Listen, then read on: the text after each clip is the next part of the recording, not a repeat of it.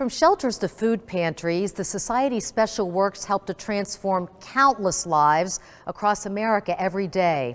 At its very core, though, the backbone of the Society is the person-to-person interactions. Paul Boron is in Los Angeles to show us how Vincentians strive to see the face of Christ in the people they meet. Tom Haggerty never could have envisioned becoming homeless. No, it was devastating. It can happen to anyone. I didn't think it would happen to me, but it did. Tom's story resembles many who end up on the streets. A couple of missed paychecks, and this Los Angeles man's life was turned upside down. Oh, yes. I mean, a combination of factors. The financial crisis, loss of work, a lot of little things. One recommendation changed Tom's life in a very positive way. A friend of mine mentioned, you might want to call St. Vincent de Paul. Best thing I ever did. Vincentians met with Tom and listened to his story. Person-to-person interactions like these helped Mary Jane Latino, a Vincentian with the Conference of Our Mother of Good Counsel Catholic Church, grow in her spirituality. It makes me feel very responsible for helping other people. The only way I can maintain the ability to go on is to pray and say, God, I don't know what to do in this situation.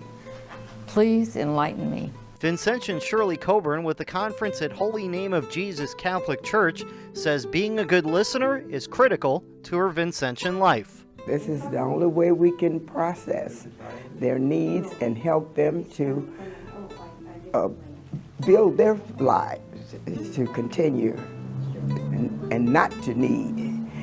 But if they need, then we have to assist. The Cardinal Manning Center offers hope, and it helped Tom get on his feet. Run by St. Vincent de Paul of Los Angeles, this homeless shelter sits in the heart of an area known as Skid Row in downtown Los Angeles. Comprehensive services help successfully transition people from homelessness into housing. Tom stayed in the shelter before getting his own apartment. They would help me with expenses here and there, with food, any household items I may have needed. They finally arranged for me to get into Cardinal Manning, which was kind of a godsend. The work of Vincentians is more important than ever. In an area known as the homeless capital of the United States, there are more than 44,000 people living on the streets, and not all of them are on Skid Row. There is, and we have an increase of homeless people. If you notice the tents, a lot of tents along the street, we never used to have those before. So there are more and more homeless people that we see all the time. Case in point, Ed Windenst. His wife died. He lost their home and ended up on the streets. Out in I was in the park. I slept under a tree for years, but somehow you got that blanket on you. You're not bad off.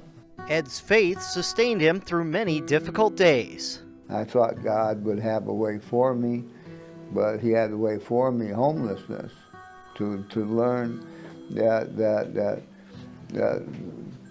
if Jesus was homeless, then man must be homeless too.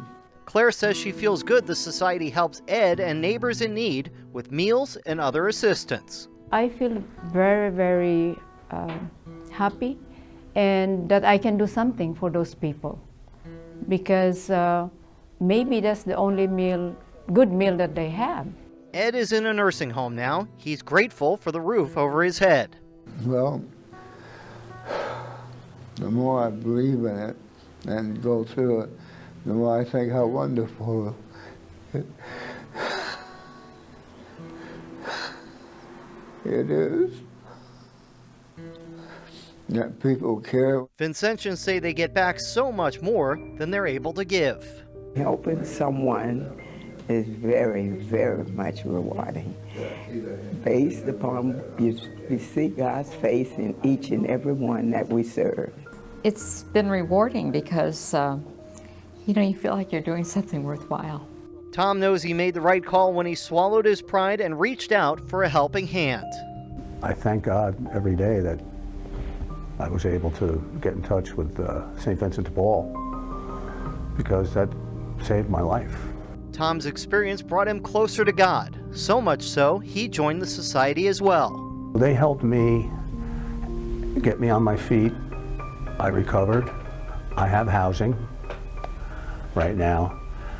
So I became a Vincentian, and now I help the homeless. I help Claire and her, I'm a member of the conference.